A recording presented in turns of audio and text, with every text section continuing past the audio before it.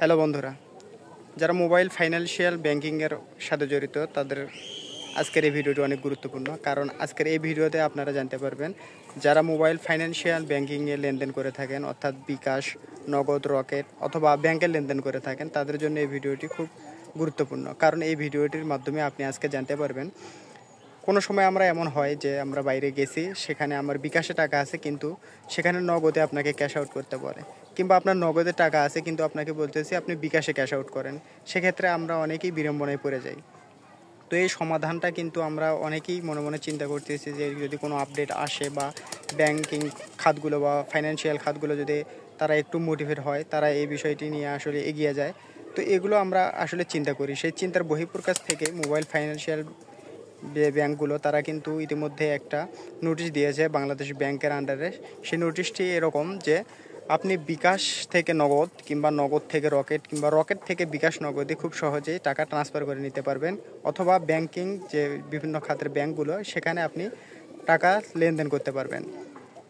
খুব সুন্দরভাবে যদি সহজভাবে আমি আপনাকে বলি তাহলে আমি বলবো যে আপনার ব্যাংক বিকাশে আপনার টাকা আছে, সেই টাকাটি আপনি নগদে পাঠিয়ে দিতে পারবেন। আবার নগদে আপনার যে টাকাটা আছে আপনি খুব সুন্দরভাবে এটিকে বিকাশে পাঠিয়ে দিতে পারবেন। তো এক্ষেত্রে আপনাদেরকে চার্জ করতে হবে 1 টাকা 50 পয়সা চার্জ করতে হবে, এবং এই সার্ভিসটি আগামী 1 নভেম্বর থেকে চালু হতে যাচ্ছে। আশা করছি সার্ভিসটি চালু হলেই আমরা এর বিস্তারিত জানতে পারবো। তো অনেকের ক্ষেত্রে এটি খুব ভালো একটি দিক হবে, আবার অনেকের ক্ষেত্রে একটি খারাপ একটি দিক হবে। কেননা এই জন্যই খারাপ হবে, যদি আমি বিকাশে ক্যাশ আউট করতে যাই তাহলে হাজারে আমাকে 18 টাকা ক্যাশ আউট করতে হবে। আর এক্ষেত্রে যদি আমি বিকাশ থেকে এটি নগদে ট্রান্সফার করতে যাই তাহলে আমাকে অতিরিক্ত আরও কিছু খরচ দিতে হবে, যেটি আমাদের ক্ষেত্রে অবশ্যই একটি বাজে বিষয় হয়ে দাঁড়াবে। তো যারা এসব বিষয় এড়াতে চান তারা অবশ্যই এই সার্ভিসগুলো চালু করবেন না বা ব্যবহার করবেন না। আর যারা খুব দরকার বা খুব প্রয়োজনে বিকাশ থেকে নগদ কিংবা নগদ থেকে রকেটে ট্রান্সফার করতে চান টাকা, তারা কিন্তু করতে পারেন, এবং এক্ষেত্রে আপনাকে অতিরিক্ত চার্জ দিতে হবে, সেটা অবশ্যই আপনাকে খেয়াল রাখতে হবে।